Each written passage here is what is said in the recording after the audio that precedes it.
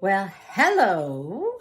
Every gal needs a cowboy hat. Scanning the room, you look for a familiar face.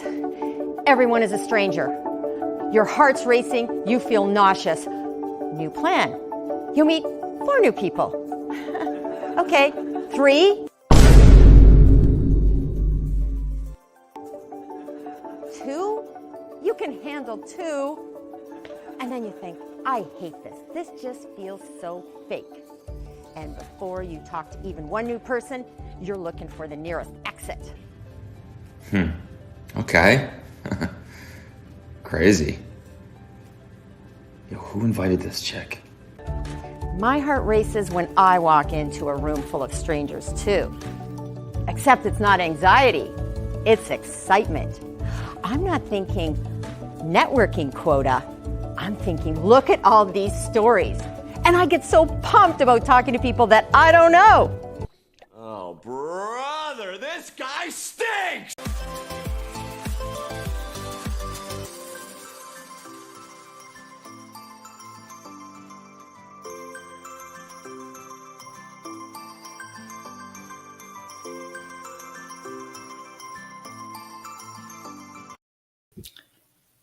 Hello, everyone, and welcome.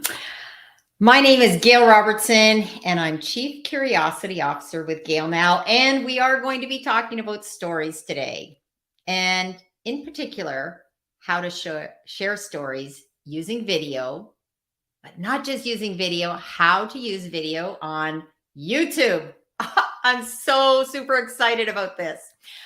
And part of my process in helping manufacturers is a 3-step process that is sign up, suit up, and show up. And we're going to be addressing each of these items with my guest today.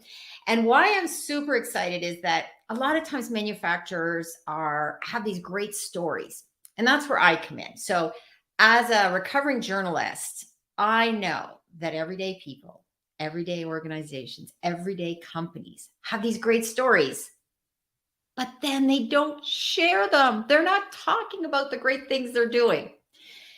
And then we tend to overthink, we overanalyze, and well, that's what gets us into trouble. And I know that in manufacturing, well, there's lots of times you have process, you have tips and suggestions on how you can run your business.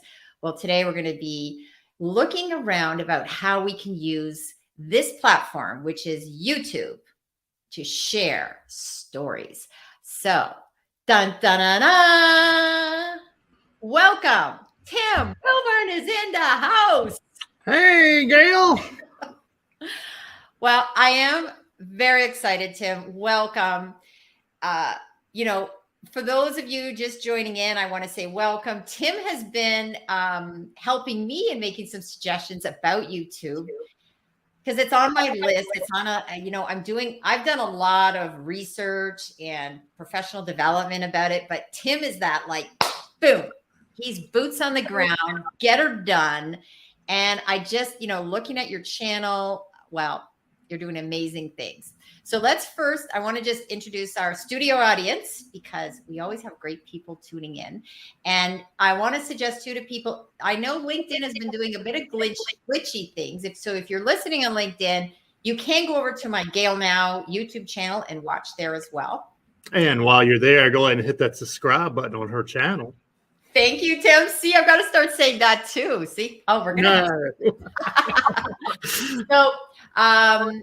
We have James Kunkel, who I just had watched his show. I don't know if you know James, but if you don't, he'd be a great person to connect with.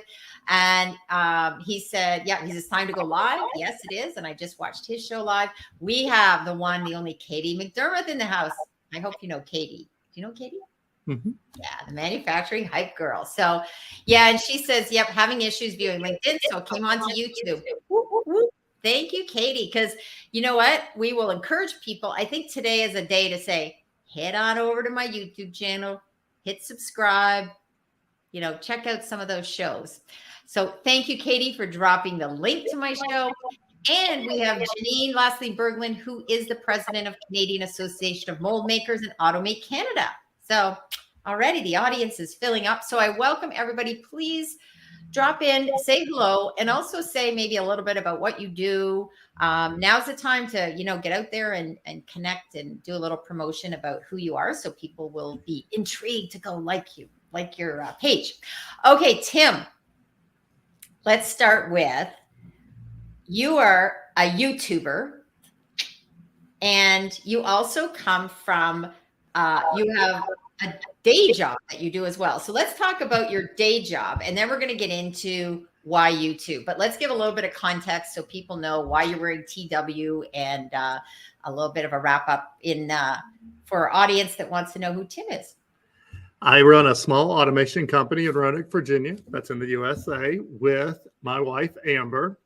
And really, I always say I'm the accidental YouTuber, because really, we build UL 508A control panels. We do PLC training, and we used to sell some smaller products, and sometimes they were a little, just like everything technical, it's a little difficult to understand how to use. So I started putting videos out there. Hey, here's how to use this device. The same product videos everybody does, and not only one day I was, I was looking, because like I said, most people don't realize. One, I should throw it back up a little bit. Everybody, first of all, guys, I'm camera shy. If you didn't know it, if you don't know it, that you should just hit the record button. I am camera shy.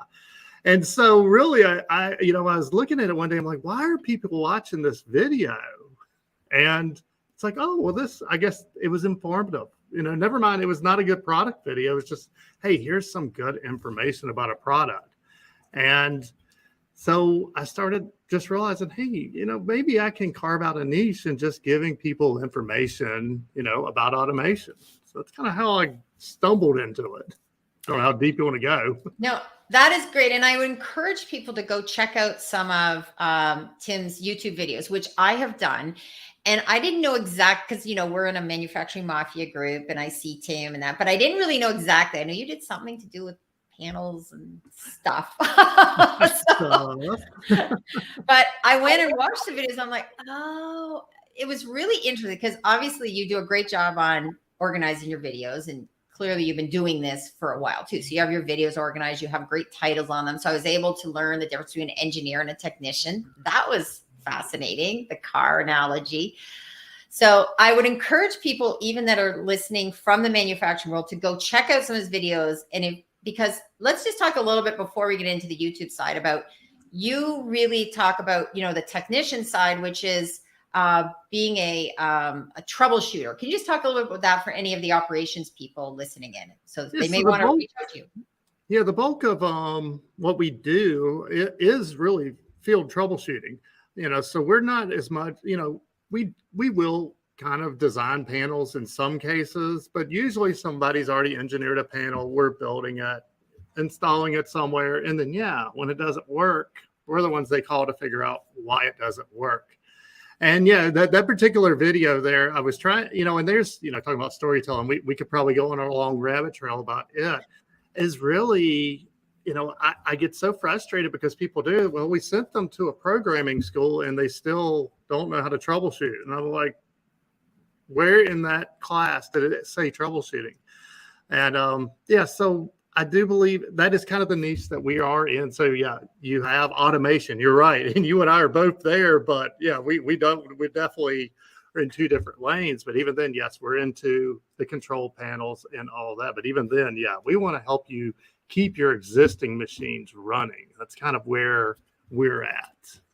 Okay, I love that. And this is why I think you're also doing well on YouTube. You're able to explain that so succinctly as to what you do, because people who have a niche, that's also where they do really well. So congratulations on that. So I know a lot of people, we're getting a little bit of feedback. I don't know if that's me or, okay. Anyways, we'll see. There we go. So let's talk about YouTube. And you've been on YouTube for quite a while now. Can you talk about, now we talked a little bit before, and I know you've been on, you started your first, okay, we'll just say you had your first video, we're back around 2007, but really your channel started when would you say, if you're putting a flag in the ground of a date? Well, with the channel that I have today, 2014, I did have a previous channel, and you know, it was one of those, it was a company channel, and that's what people did then. And I was a little scared at first. I'm like, can I just make a channel and just call it me? And really just build, you know, hey, and then, yeah, for a long time, all my videos started with, hi, this is Tim, even, because it's like, I don't want to be TW Controls. I don't want to be any of that. I just want to be a guy that will help you out with that. But as far as that channel started in 2014. Okay. You also said something really interesting there about just starting out as you. And that's how I actually started on Twitter. That was probably my first. I started back in just around 2007, 8 on Twitter, and decided, yes, and that's how I got GailNow, actually, was I couldn't think of a name. And I said, well, I need something now. I was getting ready to go to a trade show. So I said, GailNow. And then I thought, oh, I can change it later. And it never happens. Yeah. So when you decided to go into, so would you say YouTube was more just, you kind of drifted into it as opposed to a business plan, or how did you? You're a business plan. I mean, no, it was absolutely positively. There was no plan for it. I mean, and people ask me, you know, what, you know, because that's the first, you know, YouTube has certain things, you know, you got to get to 100 subscribers. You got to get to 1,000 subscribers. You got to get to 10,000 subscribers, 100,000 subscribers. People go, how do you get your first 1,000 subscribers? And I'm like, I don't know, because I had about 4,000 before I figured out where to go look at your subscriber account. But no, I mean, really, we were trying to sell products like a lot of people are. And we just had some really horrible product videos showing just the product and me talking through how to use it. And that was really it. So no, we were probably into maybe, well, I will say 2014. That's kind of when all of a sudden I decided it. So we'll call it 2009 to 2014 was more of just, no, it wasn't even in a business plan. So it was testing the waters, I guess. Yes. Yeah. Now, one of the things you suggested to me, and I have started that because I do believe that, you know, the best time to start is like now. And that was one of the videos I did yesterday, is that the best time to start on anything. And often you have to start even before you're ready. Mm-hmm. So you had suggested doing, I think you said 300 videos, just get 300 videos. Now, I know that might've been it. Let's talk a little bit about that. For people that are listening today, if they are thinking about YouTube, what would be and maybe they have some other social media. Let's assume that they've got some other social media under their feet. And they're ready to take it to the next level. What would you recommend? Hit the record button. I mean, I know that sounds really simple, but really hit the record button. And initially, don't worry about the mic. Don't worry about, you know, the background. Don't worry about anything. Don't worry about having the right camera. Everybody has a phone. It has a record on it. Just hit the record button. And that's, I may have said 300. It really goes out because it's going to do two things. One, you know, I talk to a lot of people about this, and probably 20 videos in, a lot of people are going to say, no, this isn't for me, because I think people think it's just you magically post it and everything just happens. And it doesn't really work that way. You know, also to hit the record button, just because Gail, you can go on an Easter egg hunt, but if you go and find it, my first video is still on YouTube. I will not tell you where it is, but I might give somebody a prize if they find my first video. But oh, now you've really made it a challenge. And now you say a prize. I think Katie game on. I'm horribly awkward in it. And I mean, like horrifically awkward. And if you look at me in 2009, I'm just as awkward, you know, because I'd only put out probably 20 videos since. And you look at me even at, you know, let's say 2013. It still is. I mean, you know, if I had just sat there and just dropped video after video, you know, just whatever, watch the word whatever, not whatever, but just started trying it, I could have honed all this in a whole lot quicker and wouldn't figured out whether I want to do it or not. But also probably the more important one is figuring out really what audience do you want to serve? Mm-hmm. Because you and I, we're in the same industry broadly, but obviously we're in two very different narrow niches. And so you'll start to define that. And really, my initial videos did not serve my audience as far as technicians. And I wasn't happy. Mm-hmm. I really wasn't happy in it. And all of a sudden, I found them when, I'm like, oh, hey, I found my people here. This is where I want to be. Well, and it's much like anything else in networking, or even when you're starting out in any business, right? You have to sometimes do some trial and error and throw some stuff out, right? I mean, it's very rare you'll hear that, work you did.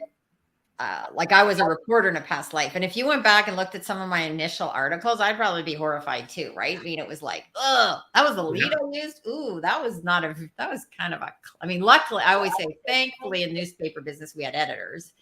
And I bow down to editors because they do such a wonderful job. And I've been in an editing role too. So it's always easier to edit someone else's too.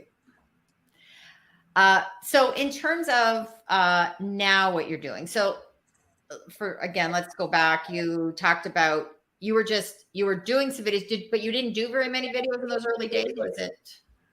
I'd have to go back and look, but my wild guess between 2007 and 2013, I'd say 75 to 100 videos. Okay. So very sporadic, very, I thought everyone had to be perfect. And boy, it takes a long time to make a perfect video, especially in our industry. With my talent, I don't have your talent or gift, as far as being in front of the camera. So. Well, I look at you. I think you have great talent. I watch your videos. You're entertaining. You have humor. So see, again, this is where I just did a video today talking about what can we learn from Ted Lasso in manufacturing marketing, which is be curious, not judgmental. And it's not just judgmental of others. We judge ourselves much more harshly than we'd even judge other people. We actually think, oh, we don't, look right at, background is not good.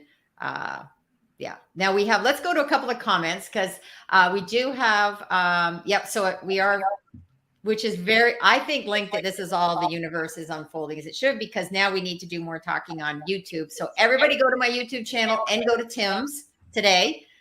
It is funny that LinkedIn of all times today, this is the first time in my live I'd say that LinkedIn. So thank you. So we have, wait a minute. Katie says, I can't wait to learn more about YouTubing. I hope to be here one day. Thank you. I'll be here today. Just go ahead and hit the record button as soon as you get off of here and just make a video. There you go. Okay, what's our next one? Is that now she wrote GTG now. I don't know if that means gotta go. Gotta go, but I don't think so. No. She's got laughing. Then she says, you can check out my first videos too. So darn embarrassing. I bet you they're not. I think they're probably endearing. There's a difference. I think it's me that's getting flat. Why am I getting?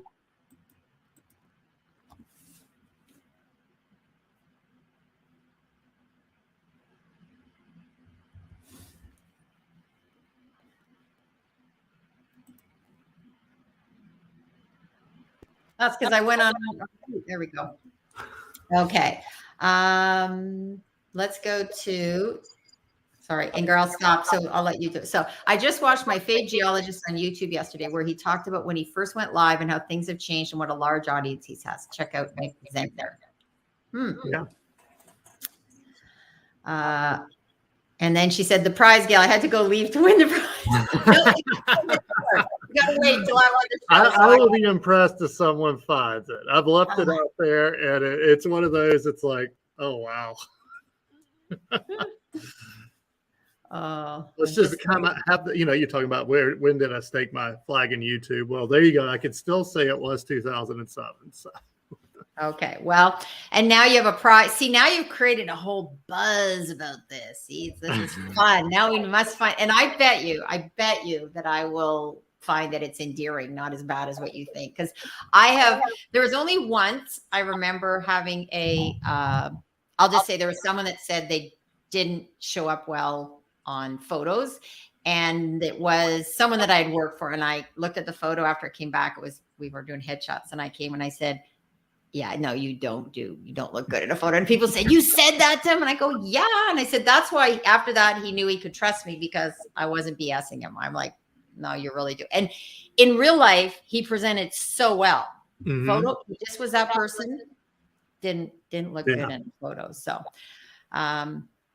okay. I'm going to, okay, let's see. Okay. So that is all. Let me see. I'm going to check here. Okay. So Inger's saying, I'm having microphone issues. It says mic, but the mic is plugged in, but you're good now. I think that was when all of a sudden you went quiet for a little bit when you were moving. Yeah. Okay. So I'm good now, but I'm hearing feedback, are you hearing any feedback? No, you sound great. Okay. Then But I'll along just, with that, it's a good time to say, hey, don't worry about those little things when, it's because, so I'll tell a story of myself. The first time I went live, because, I am severely camera shy. I mean, and people are surprised at that, but I was all set up to do a quick panel build. I'm like, I'm going to do live. And I sat there and stared at the button for an hour, and it's like, well, what if this goes wrong? What does this go wrong? And I finally did it and it went fine. And then, so all of a sudden I'm like, oh, well, this works well. So I went live the next time the power went out. So don't worry about all those things. You'll find, and here's the most important thing. Once you start really finding your audience isn't going to mind those things. They appreciate what you're doing, and they appreciate the content that you're providing to them. And, so if there's an and an or, you fumble through your words, as long as you are helping them, then they're not going to care. yes. And one of the things I love about live is that things happen just like that. And the reason I do address it is sometimes I'm like, okay, I want other people to know it's okay to do that too. And it's okay to just, it's almost like if something goes wrong, I've learned this from public speaking, like say something happens in the room, like don't pretend it didn't happen. Sometimes you got to address it. Like someone's phone goes off and, as long as you can use humor is always good too. Yeah. Now here's someone, I don't know if this is someone, Devin Cortez. Thanks for doing this. I started in the food industry and now I'm doing electrical engineering for the metals industry, starting to learn PLC programming soon. Wow. Oh, good, Devin. Well, we've got some how-tos to help you out with that. So check them out.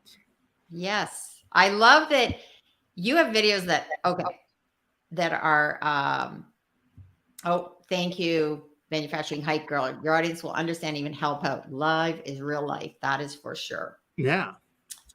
Thank you. Okay.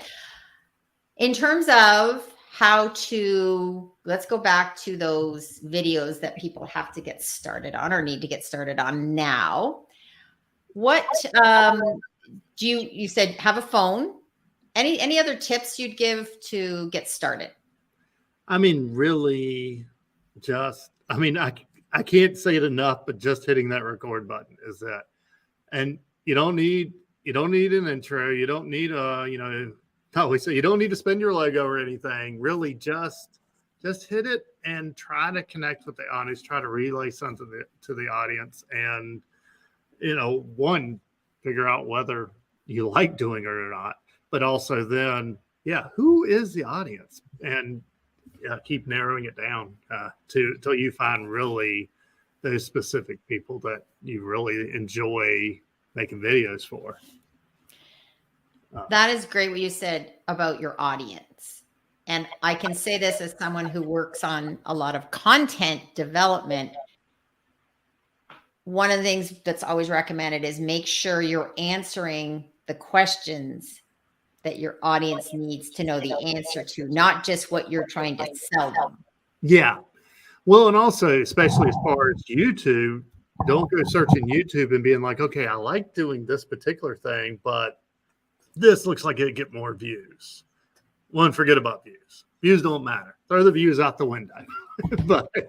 but really make sure you're making something that really you have a passion for.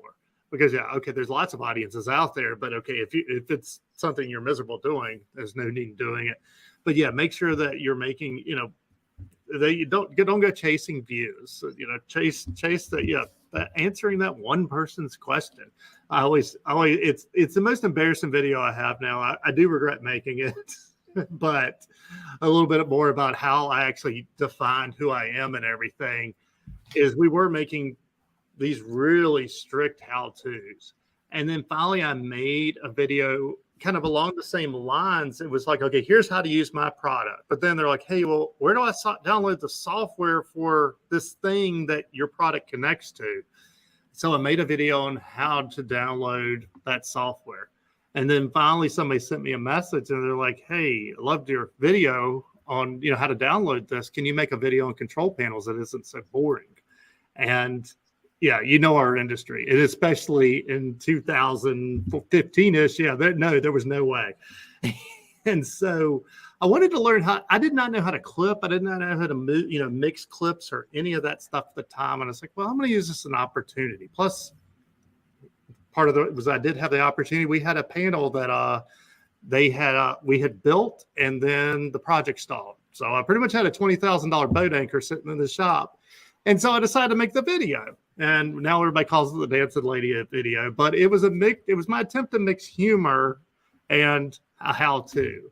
And it really it defined the way we do our videos after that. Because I don't know how many it has now, but it has at least 300,000 views now. And it was intended for one guy, and it was a joke. But that's goes back to record, hit the record button first. And I would, if you had asked me the day before that, would you ever make a video like that? I'd be like, nah. I mean, what for? I like that you said too, you made it for in person and you were having fun with it, because those are the ones sometimes that will take off. And I learned that from TikTok. Yeah. We have had some good discussions about TikTok. And there is a bit of a correlation between TikTok and YouTube in the sense of sometimes you just have to hit record. I have a lot of videos in my drafts because I start to do it, then I go, nope. But then later I'll post it. And this is the joke of people on TikTok. They'll say, oh, I'm cleaning out my drafts, right? So, and the ones that are most natural, those do well on TikTok. But my goal on TikTok is different than my goal on YouTube, as is the audience, right? The audiences are different. And just like the audience on LinkedIn is different than audience on Twitter. So it's helpful to know that. And I think when you're looking at YouTube, one of the things that you do well is the idea of education as well as promotion. Can you maybe talk about that for people in manufacturing that are listening? I work in mold making, but as well as automation. So the educational side of things, how important is it to do that and, hitting that record button and then educating? Well, before that, I was somebody else I was talking to about, I think I have 3 videos where I actually say that I run a panel building company and that is what we do. You don't necessarily have to throw a pitch into everyone. I mean, realistically, the magic rule, and there is no, I shouldn't say that it was a magic rule. It's the golden rule, they say, is about 20% of them should be a pitch. So you got 80% out there to really connect with your audience and give them some information to, help them. I mean, we're here live here, and there's 2 trainers in the background. I mean, it doesn't, somebody can figure out, okay, that is the company, and you don't need to do that. So then just start trying to figure out, okay, how can I help them? How can, what is something I can teach them? And then for me, and I do think this is something that's unique to me. I'm not saying it's good or bad, as I try to make sure I'm right on their level and learning with them. In fact, so I just recorded a video on this trainer. That's why it's sitting here. And I didn't know how to do it when I hit the record button. So literally it is me learning with you how to do something. And yeah, I leave it in there. I'm like, oops, that didn't work. But and a lot of people comment on that. They're like, hey, thanks. I did the same mistake, and your video helped me figure out how to fix my mistake. So try to be as genuine as possible, and just help them. For us, our thing is helping you get to the next level as a technician, helping you become a better technician. So it's just, what can I do to help you to get to that next step? Well, and as I said, what I loved about your channel too is that even for someone like myself that works in marketing, so often I'm looking to learn about different aspects of manufacturing, and I learned some things from your channel. And I think that's also helpful, because sometimes what I hear in certain areas when I'm talking about sharing content is they go, well, everybody knows that. Mm-mm. Let's talk about that. So I have a great series getting ready to come out, and it's not hidden now. We've got a couple of posts about it, but I was at Phoenix Contact the other week, and I felt like I'm a pretty good panel builder, but I learned so much up there. And really, and that was our big thing, is let's break this down into some really basics that anyone can understand. And I mean, simple things. It's like a circuit breaker. It's like, I thought I knew how it worked, and he got to explain it. I'm like, man, I never knew any of that. So never assume, and you do hear that in our industry, as you already know. It's like, no, to act like I don't know, because then I found out, guys, I didn't know this stuff. Yes. And the same thing happens in marketing. There is so much to learn. And it changes. I find there's things like, oh, wait a minute. And I follow, of course, we'll do a shout out to Jake Hall, because we actually met through Jake Hall, and, yes. Watching and learning from him. I mean, he is a machine, and his generosity of time and sharing is just, it's amazing. And so, like you said, there's, okay, let's back up a step. When people are searching for things and they're coming to YouTube, it's not only people that you may be selling to. Can you maybe talk about that, about who's coming and how that is important to get also people that may be coming to learn, other decision makers in the company, shall we say? Yeah. That's probably the most important part about, as far as why we at least initially started our how-to, we'll call it the how-to videos, is no one comes to YouTube and is going to search and you're going to have the magic product that they're looking for. People search YouTube now. Well, in our industry now, yes, people search YouTube to check out cute kittens and do all types of things. But our industry, for the most part, if they're searching YouTube, they have a problem. And so my goal with mine is really, how can I help them with that problem that day? And I'm not going to get a sell out of it. But, then they're going to search again. Oh, there's that guy again. And he has the answer again. And then you're going to search again. And then my hope is that they're like, hey, I need some better. I need some better skills. I've really got to up my game.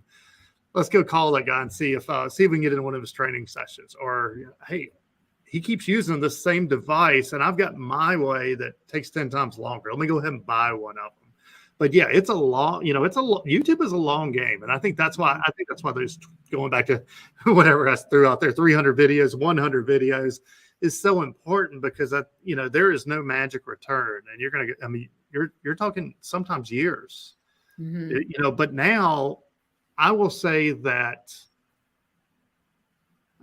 I would say a tremendous portion of the people that buy from us in some way have found us on YouTube, or have seen us on YouTube. That's probably the better term for it. So and that's where I almost, actually I was in a class not too long ago trying to, up my YouTube game. And that's one of the biggest critiques I had was, hey, you don't have any sales videos. And they're right. You do need a few, but for the most part, if you'll help the person out, they're going to remember you later on. And if they go and they keep searching and you keep showing up, then they're going to be like, well, let's go check out this guy's website. You don't need to say, hey, check out my website. You don't need, actually, you don't even need to say, I know I shouted out to subscribe just because I'm like, yeah, everybody goes subscribe because, that's part of what this is. You don't need to shout subscribe. You don't need to shout all those things. You just need to help whoever it is with the thing that they're searching for. Mm-hmm. And yes, I agree. If you're going to err on any side, more on the education and on the sales, and you're right, people will come to you.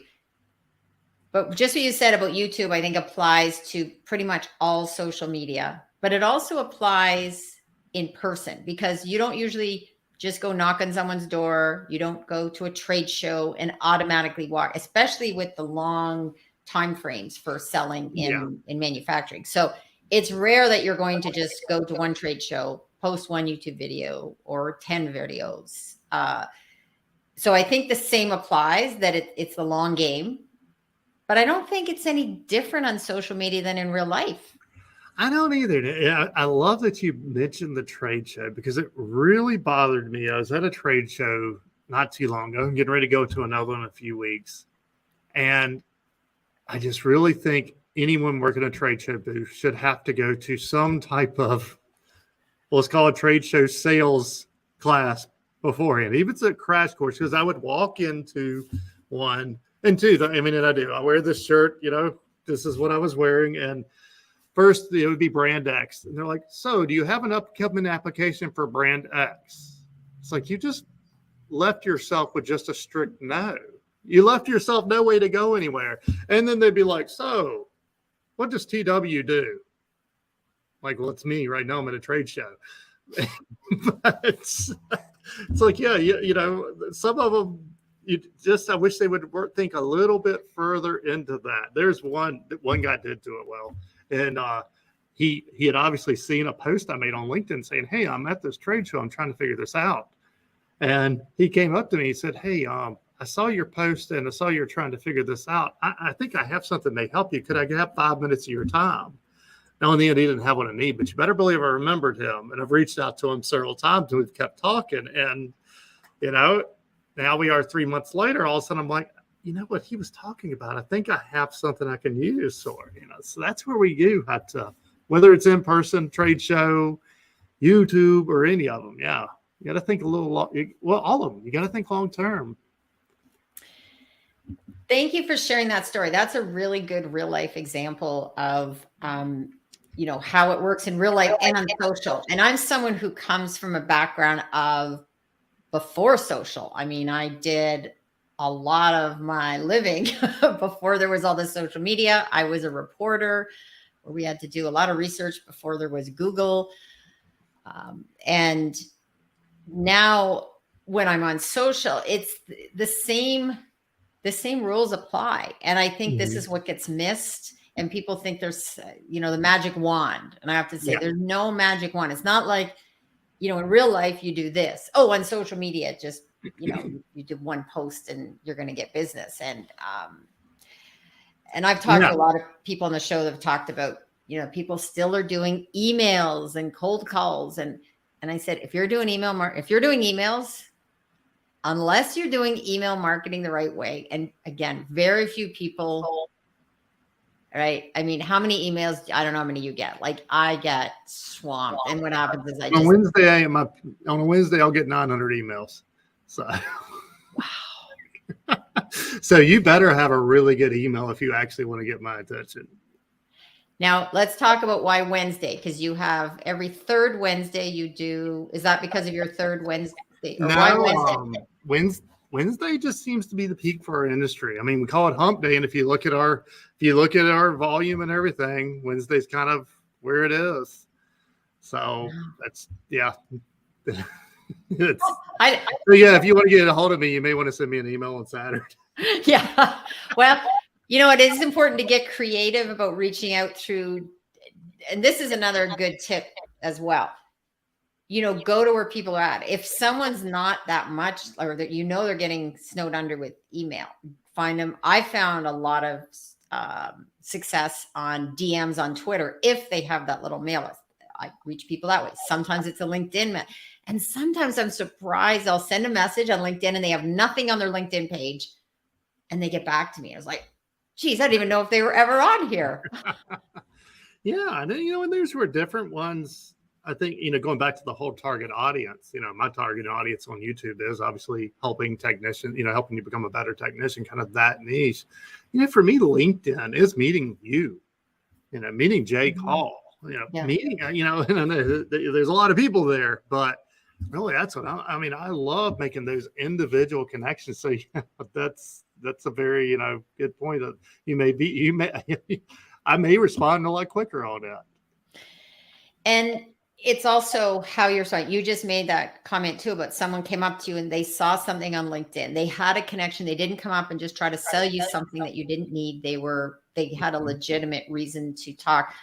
I've met amazing people through listening to people on podcasts. I was on an event, virtual event. This was back at the start of the pandemic.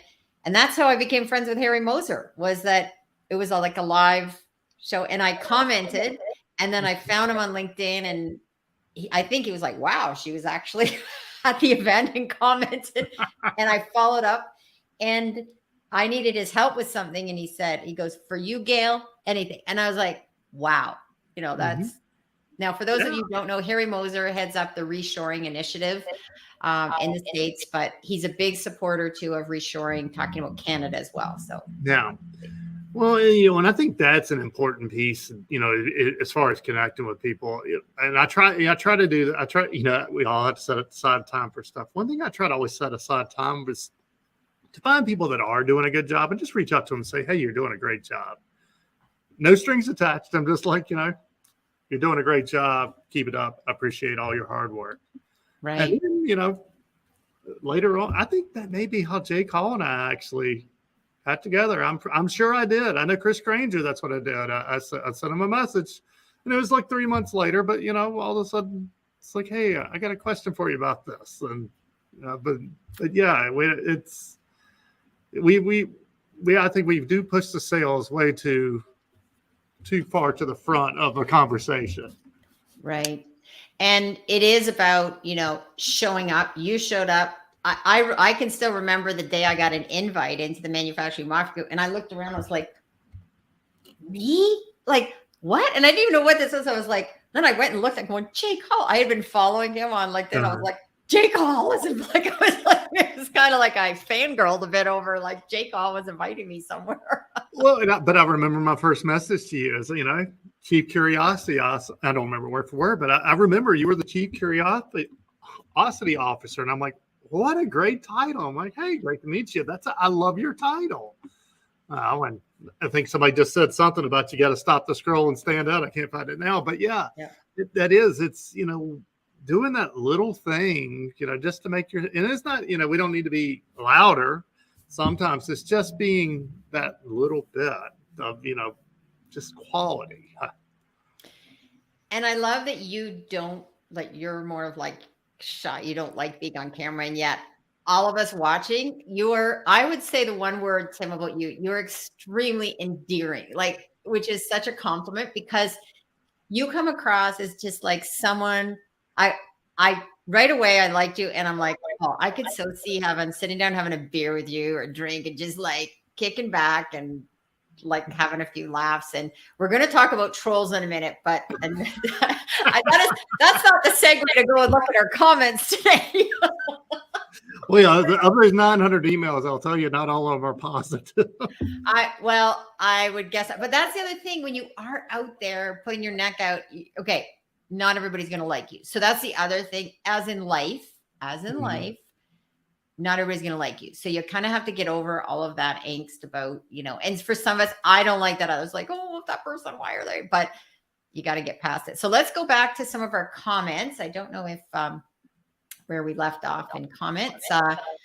So Devin, thank you. We watched lots of Tim's videos, very helpful. Yes. I'm going to say this, go subscribe on Tim's channel, because they are cool. Even if you just go get some ideas and I always look to see, how many likes, how many views, because it is kind of cool, the videos that got a lot of likes but there's someone that didn't get as much. But that's also, I want to stress, it may be that you get 30 views, but out of those, it really resonated. So thank you, Devin. Who else do we have in the house here? Thank you, everybody, for commenting. Okay, let's see. You know who takes great advantage of YouTube? Oh, Dave Chrysler, the king of process. I don't know. Do you know David Chrysler? I don't know. Oh, okay. You got to meet him. He does shorts, and he also is on TikTok. He uses video a lot. Really great guy. Thank you, Katie, for a shout out to our man Dave. Let's see who else. Yes, micro content is awesome. Maybe we'll come back and talk a little bit about that, about micro content, those shorts. I want to talk about shorts. And okay, just like the KLT factor in action, Tim. Yes, no like, trust, so valuable. It is. Yes, the KLT, that is something Inger talks about a lot too when she's working with people on LinkedIn. Is it's not just about having to, bare your soul. It's also about just talking about things that are important to you. It could be a motivational quote. It could be something that happened to you that day. I just did a post about cycling and steps, and I correlated that to, because I know, like, it made sense to me when I'm talking about process and how I got into cycling. It didn't happen overnight. I can now do, anywhere from 50 to 70 kilometers on a ride.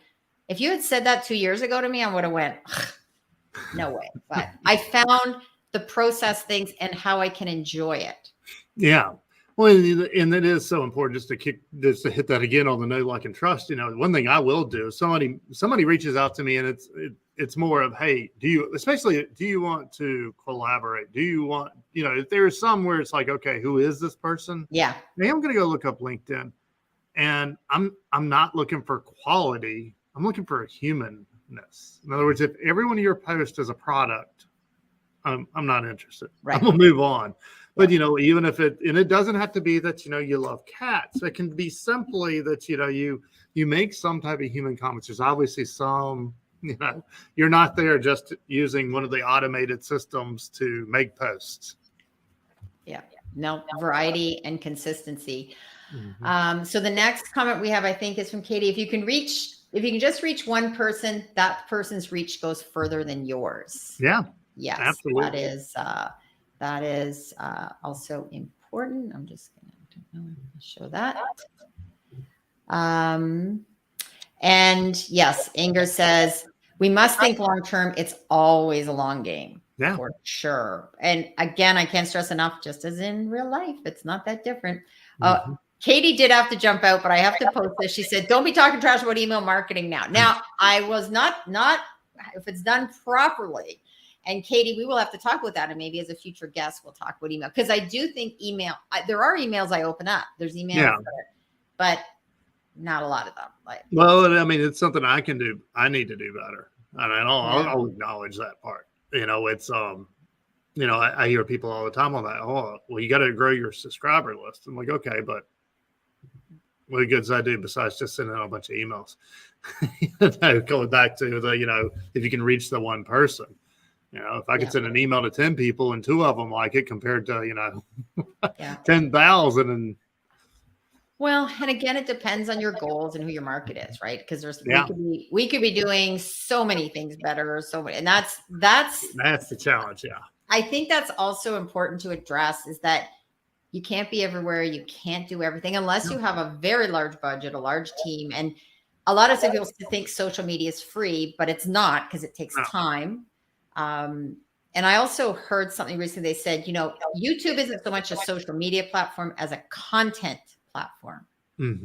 What are your thoughts on that statement? I think it can serve both audiences. Obviously, if you look at my daughter's YouTube feed compared to my YouTube feed, you would look at hers and absolutely it is a social media platform. You look at mine, it's like, it looks pretty boring and pretty how-to, and it's a content platform. And then we can mix in shorts and long videos into there too.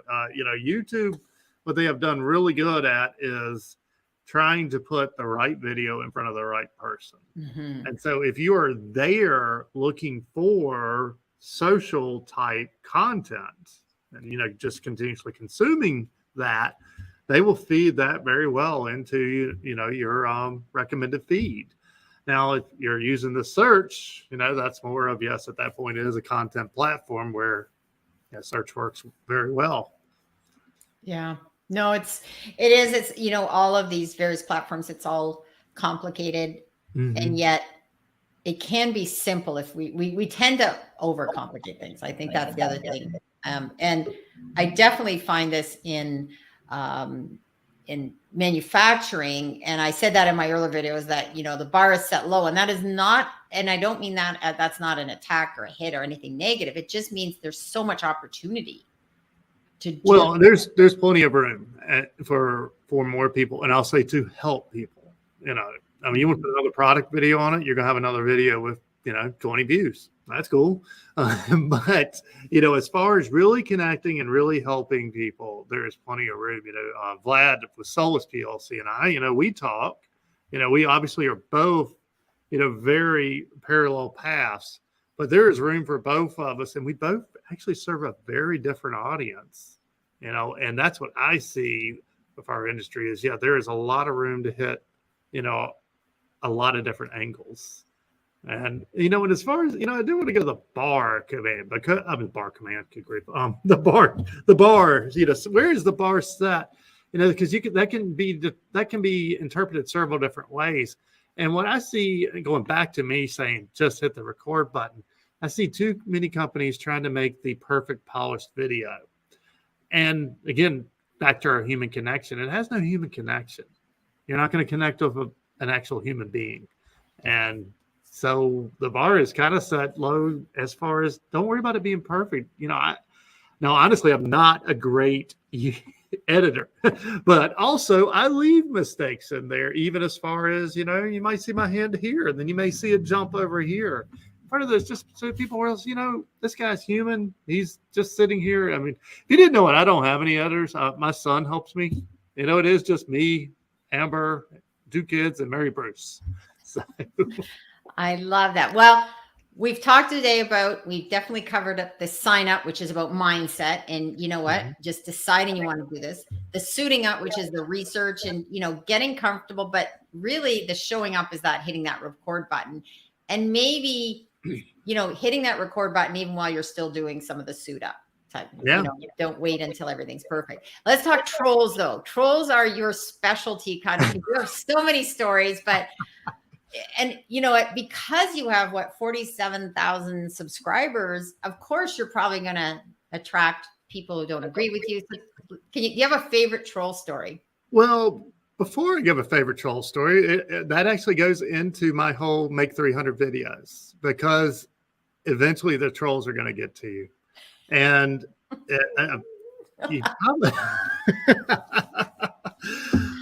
and I actually quit YouTube for a year. A lot of people don't know that, but yeah, if you look at my video feed, there is a year's gap there. And really, I am also soft-hearted. I'm camera shy and I'm soft-hearted, which is a horrible combination for this industry. And, but really they got to me.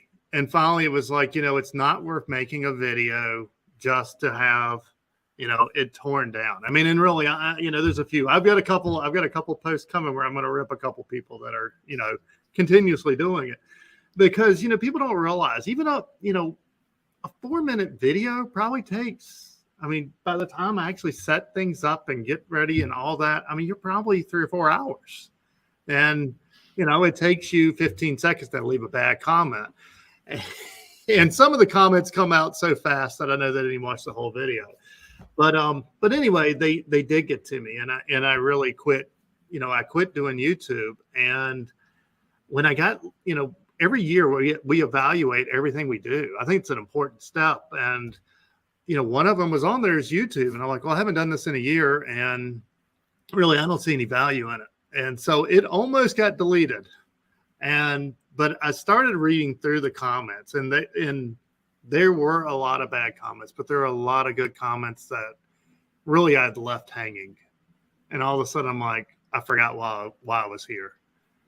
And that kind of got me the wheels rolling again, and kind of, okay, why am I here? What am I making videos for? Who am I making videos for?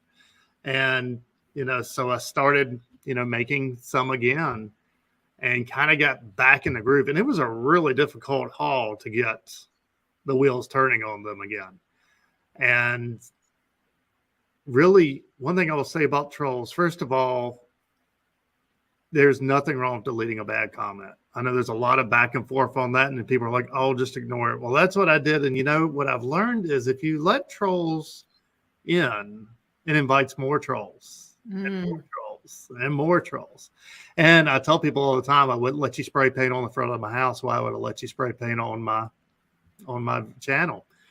And so, yes, for the most part, I do delete them, but also sometimes it's just like, okay, you want to play that way, I can play that way too. So I always take it, I always take it off YouTube. Usually you'll find it over on LinkedIn, and I'll just post them. I also save a lot of them. Sometimes we do have a hater video, and I just go ahead and read the hater comments, and respond to them. But, it goes back to, why are you making videos? And and here's where it gets really tricky, because, going through the phases, first you are going to make videos just because you think YouTube's fun. And, those first videos are really kind of wear that fun part out anyway and get you where you're making videos for a target audience. And then you're going to be making videos just because, okay, this is something someone asked for. And all right. And at that point, you are inviting other like-minded people who don't like your videos then. And so you'll got to go through that. But I love that you're the Chief Curiosity Officer, because if you ask me today, why do you make videos? Almost all my videos are something I am curious about genuinely. And, then that's really, and it happens to be that, my audience, I am my audience. I am just like them. And that's where you got to end up landing, is in that narrow niche where your audience is really you I don't want to say exactly you, but yeah. So really, someone asked me, in fact, this one here's about Modbus. I know you don't know what Modbus is, but they were like, hey, how do you do this on Modbus? I'm like, well, I have no idea, but I've always wondered that. And so then all of a sudden it's like, now we're ready to hit the record button. And so at that point, I really enjoy making videos because, hey, I'm learning something new. And yeah, I still do help someone with it. But the trolls, they never go away. And I'll say they never quit hurting. And, because I'm soft-hearted. So you never forget them. But, I always, I tell Amber all the time, I swear it takes 10 good comments to get rid of one bad one. Well, Tim, I'm so glad you shared that story, because that is so heartfelt, and it really gives a good perspective about trolls, and, beyond making light of it, it really is, it's something, and we have way too much of it now on social, and that's a whole other issue. I think people need to know that, there's ramifications when you're mean, and just for because sometimes it's too easy to drop those mean comments. So I really appreciate it. But I'm not picking on it. Manufacturing hype girl, but you look over, that's manufacturing hype girl. That's not a person. And we do with the internet, all of a sudden we have this wall where we don't really, you got to realize, on the other end of every name there is a person. I mean, even on the end of company X, there is a person somewhere navigating in there that's actually running that social media channel, that's having to deal with every comment that comes in. Right. We're coming up to the top of the hour, and thank you again for signing up, suiting up, and showing up. And one last question: how do you exercise your curious mind? Well, I guess I kind of just answered that. So yeah, I make YouTube videos about it. Yes, I love that. Thank you again, Tim. We might have to do a part 2 at some point, getting into some more tips on, as maybe a follow-up. We'll do a critique of some of my videos after I've done it. And I would be open to that, because I think it's good to sometimes, have a real live experience of, I was going to show some videos today, but we didn't have the time. And I want to talk about the automation and the robots, and there's so much more we can talk about, but I'm going to have you anytime you want. I want to make it up your way. We'll get up. Either one of us are going to cross the border, and yes, we'll have that beer. Okay.